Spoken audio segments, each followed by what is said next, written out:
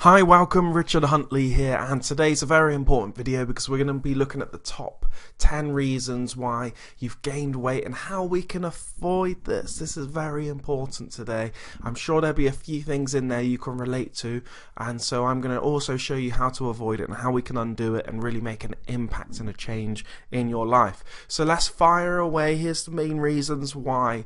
And first of all, I've put we because, you know, you're not the only one. We're all like a big family together on this planet, and we all can relate to one another. We all slip up, okay, but the point is we want to get back up. Like the old Japanese saying is to fall down 7 times, stand up 8. Okay, so let's get started. With that being said, first of all, we yo-yo diet. So many diets nowadays that we really try to stay to, but long term they're just not going to work. So we do it for a little bit of time, we drop a bit of weight, and then we pile it all back on. And research has actually shown that when we do these crash diets, we actually end up putting on more weight in the end than we first started. So it's not the way to go. Try and stick to something that you're actually going to continue for your whole life. So next up, too much cortisol, also known as the stress hormone. So if we're a little bit more stressed out or lack of sleep, this can be something that really locks on our belly fat, and it's a bad cycle to go by. You want to try and keep your stress levels down while also getting enough sleep in at night, and it's going to benefit you hugely.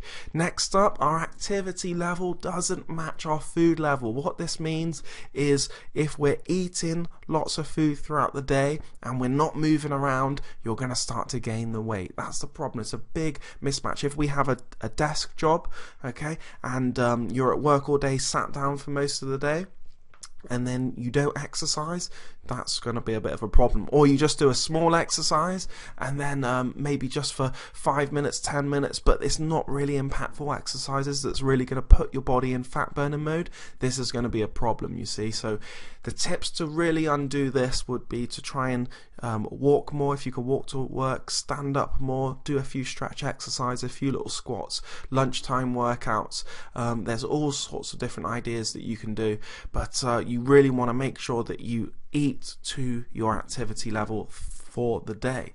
Next up, we compare ourselves to others. This is huge. So many of us compare ourselves to others when we're all unique individuals. So never forget that. We're all on our own journeys. We have different lifestyles, different jobs, different body types, ages are different, genders can be different, you know. So that's the thing we need to remember, is that we are all unique on this planet, and we mustn't compare ourselves to others. If somebody's getting a good result, you can get inspiration from it, but you don't have to say, oh, I'm never going to be able to do that, and then you feel bad and then you start gaining weight and feeling bad about yourself and get more depressed. So what we want to do is we want to try and say, you can admire other people and say, oh, fantastic, well done, that's great for you, but for yourself, you've got to remember that you're on your own journey. You need to find what works for you, and we're on this own journey all together as one, but individually. So we can be inspired, like I said, by others, but let's make sure we focus on ourselves, number one.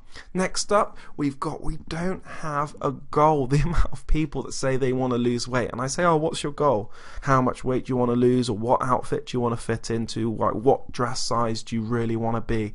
And then they scratch their head and they actually think about it for a few minutes, and then once they write down their goals, we can start to see, right, this is your target, let's start going for it, let's write the plan to hit this target. You see, it's so much more clear when you have a goal. If you just say, oh, you want to lose weight, it's too generic, you're never going to do it. Okay, so write down your goals. What dress size do you want to be by the end of this year? How do you want to look, etc. You know, so start writing down your reasons why you want to get there. So we don't plan our meals ahead of the week, especially on Sunday night or Monday. You want to make sure that we have the meals prepped, ready to roll. At least have the plan for the week. You see, what day you're going to eat, Monday all the way up to Sunday, what's your meals? That way we're going to stick to something and you're not going to go off track. Otherwise, if you don't know what you're going to eat, you just end up eating anything, and chances are it's not going to be good. It's going to be junk food. Okay, so start planning the meals.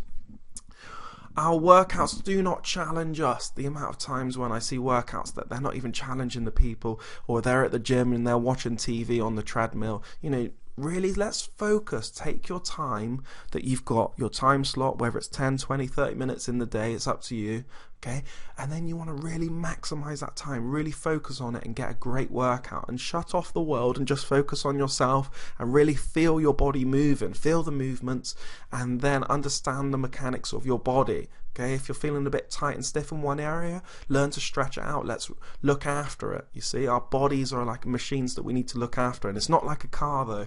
With a car, if it breaks down and we need it fixed, that's fine. You can go and get it fixed, or you can go and get it replaced. But with our bodies, we can fix it so much, but we cannot replace it.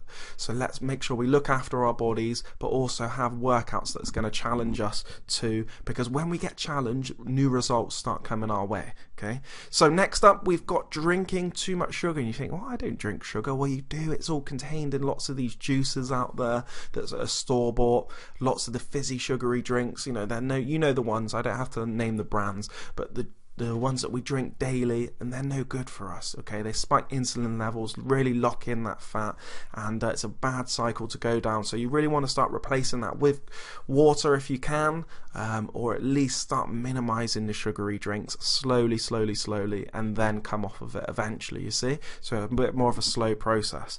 Green tea's a great one. Tea, over in England here, we drink lots of tea, but ideally with less sugar is the best thing. So next up, we binge when we're stressed. This is more on the emotional side, because everybody's just like, oh, how do you lose weight? Oh, you just exercise more and eat less. Well, that's, you know, we understand that by now, but the thing is, sometimes we binge when we get stressed. This can be comparing to other people. This can be that we try something and it hasn't worked for a couple of weeks, and then we get a bit down on ourselves, or we get a little bit sick, and then we have time off of our workouts, and then we start binge eating, and it's a bad cycle. You feel bad about what you've just done, you feel guilty, and then you start eating more. So it's more the emotional side. What we've got to do is try and build a discipline daily. Okay, just master this one day. Don't worry too much about the whole week. Say, right, today's this, I've got my goal, here's my workout plan, here's my diet plan, let's focus on this today to make today the best. And then the new day comes, start doing it for the next day. You see, one day at a time, and you'll build really good momentum. So you do that for about 3 weeks. Studies have shown for around about 3 weeks, 21 days, we can build new habits, and then it's a lot easier on our bodies and our mind. Okay, last but not least, we do not have a big enough reason why. Why do you want to lose weight? Why do you want to feel good? Why do you want more energy? Write down your reason why. Again, this comes down, you're individual. Your reason's going to be different to mine.